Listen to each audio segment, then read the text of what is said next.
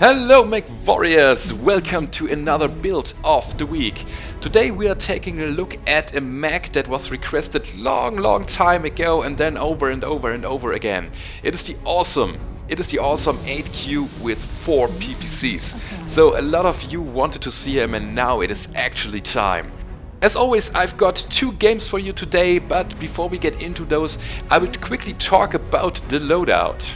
So here we have our Awesome 8Q, and as you can see I am going for the 4 PPC loadout. All of the PPCs are mounted in the side torsos, 2 in the left, 2 in the right.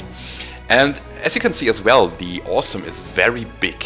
It is of course an assault mech, but at the same time it has these little upper arm shields, and the arms, they are pretty good for shielding. As you can see, they shield a lot of the side torso. So basically what you want to do is you want to shoot, pew pew, and then shield with your arm, and then go back in again when your cooldown's ready, say pew pew, and shield again, and of course the other way around too. So once the arm is gone, your side torso is exposed, and then you probably get 1 or 2 of your PPCs destroyed, but anyways, as long as the arms are intact, use them as a shield. They are very good. And as you can see, the lower arm, it is it stops right at the hip, so here the hitboxes of the leg starts. So all this portion here, it is covered from your arms, except for that letter one here. Keep that in mind. So of course we've got our little 5th hard point here, which is filled with a small laser, but let's dig into the mech lab and then I'll tell you what the weapons are and what I thought about it. As you can see, I've got again 2 PPCs in the left torso, 2 PPCs in the right torso. It's obvious for a PPC build, and 1 small pulse laser. Why the small pulse laser? Because the standard PPCs, they have a minimum range of 90 meters, and if anything gets close, then you can pray with your small pulse laser because it won't deal any damage, but it's better than nothing. And as you can see as well, there are a lot of quirks on the PPC and on energy weapons in general on that chassis. So it is very cool in terms of heat when you fire your PPCs, but of course take into account that firing more than 2 PPCs simultaneously will result in a heat spike higher than normal, so you get a heat penalty when you fire all of them. That will change in the upcoming patches. The PGI is working on a new energy draw system to balance the heat penalties a bit, but for the moment it is like that, and that's what it's all about today. So we've got a standard engine 300, no XL and no bigger engine, because the 300 is the maximum engine size of the Awesome, or at least of that variant here.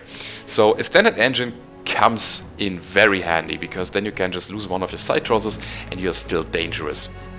The rest is filled with heatsinks. It's a very straightforward PPC build. I shaved a bit of armor from the arms, just a bit to get 1 heatsink more into the arms.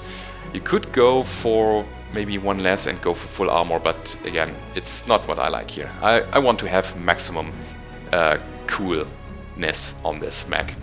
For the modules, I went with target info gathering, because this mech can really punch holes into the enemy armor, and once you open the enemy armor, it is very crucial to target the weak spots to just take the enemy down, or just wreck a component if you can.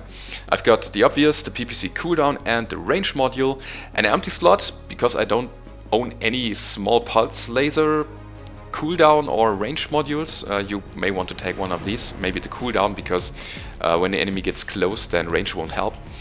The third or the second mech module, I think I would use a radar deprivation or maybe a seismic sensor. You really want to be aware what's going around you.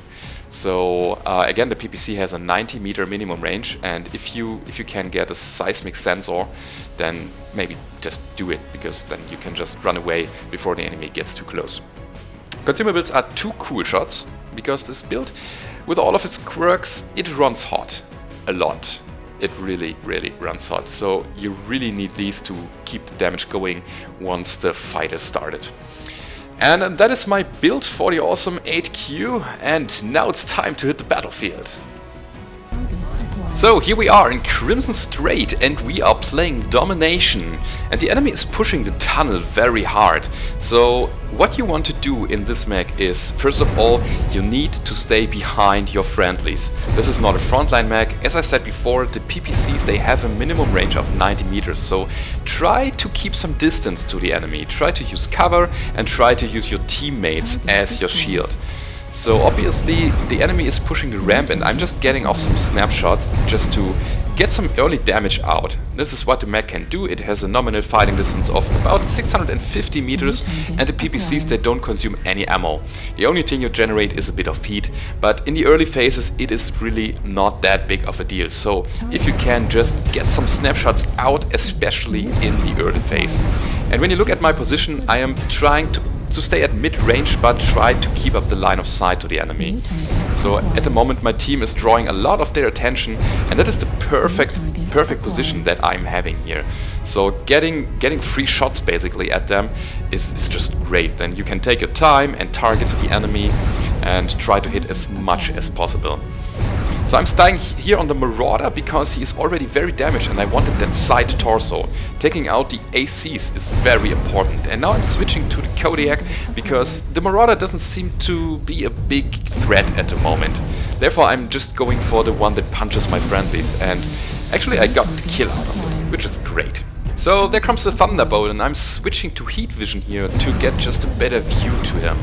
That is a thing you should keep in mind if you are in highly structured maps. Then just go to heat vision and you can target your targets better. At this point of the game I saw that there were some enemies behind and that was very scary, but fortunately we got a big meat shield, the direwolf, between me and the enemy. So I'm just staying here again at mid-range. There's no need to get any closer and I'm just trying to get the catapult down. Here I'm trying to be fancy and shoot through these two pillars, but don't try that. This is just a waste of heat. Instead just focus the enemy down and get easy kills on a shutdown mech.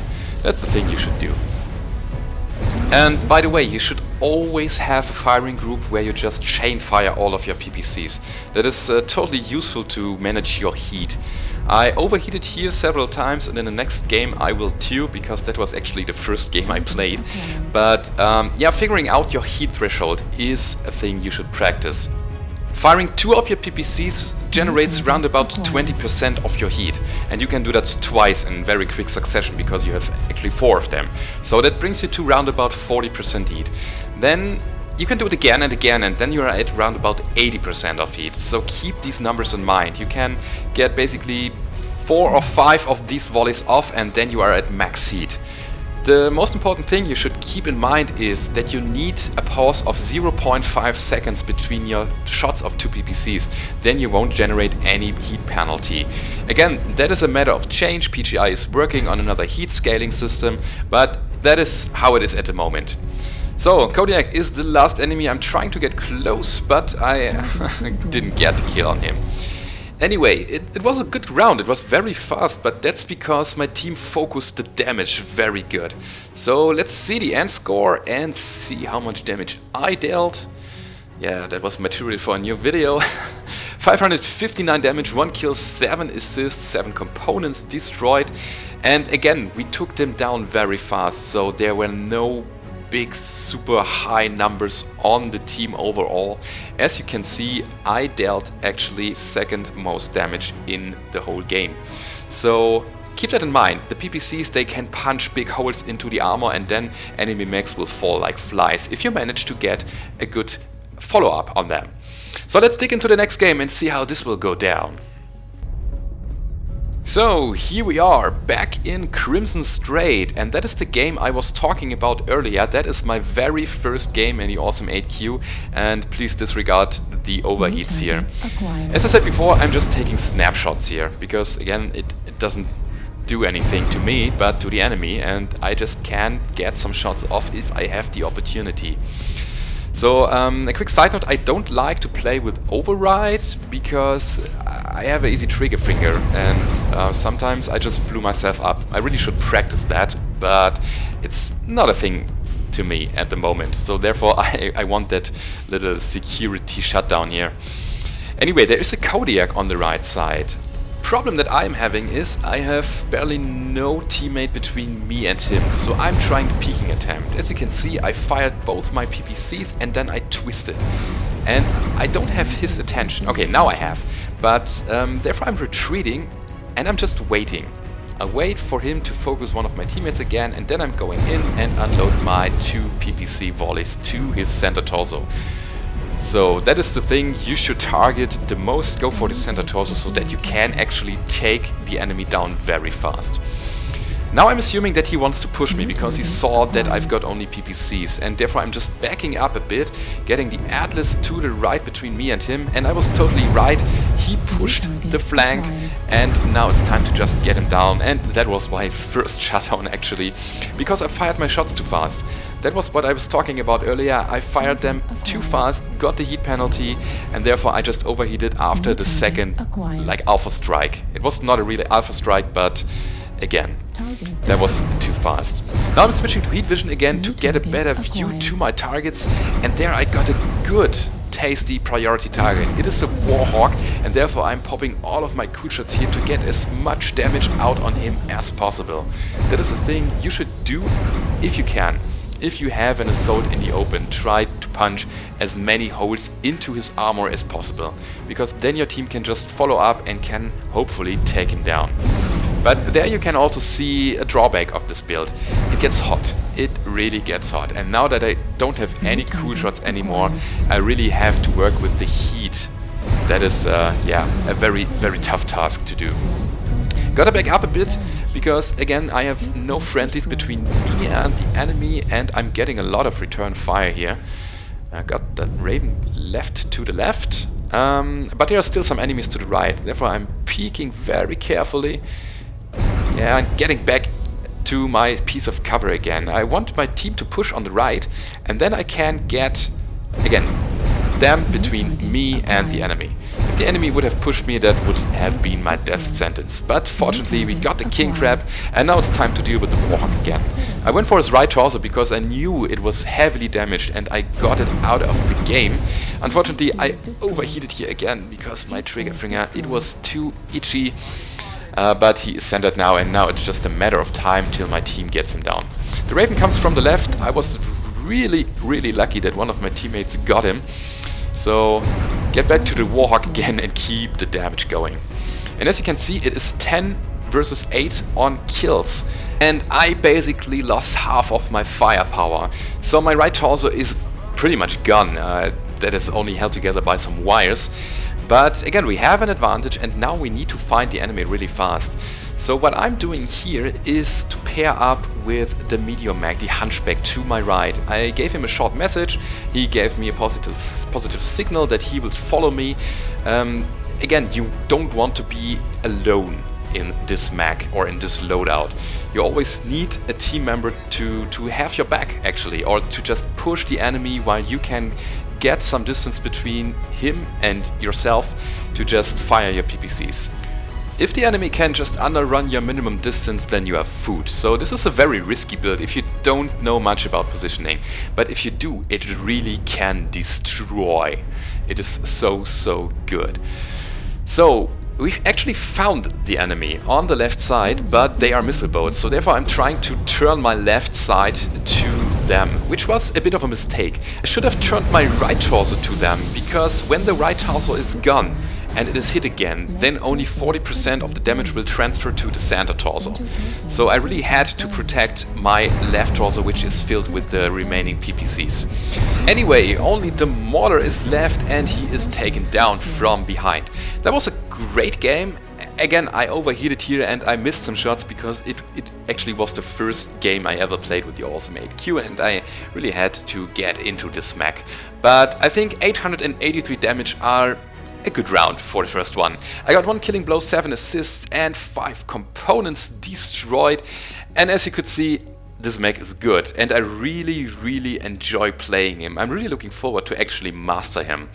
And I hope you liked it. And if you did, as always, don't forget to leave a rating or consider subscribing to the channel if you are new. And if you want to support the channel, check out my Patreon page in the description. And I really hope to see you on the battlefield, everybody. Goodbye.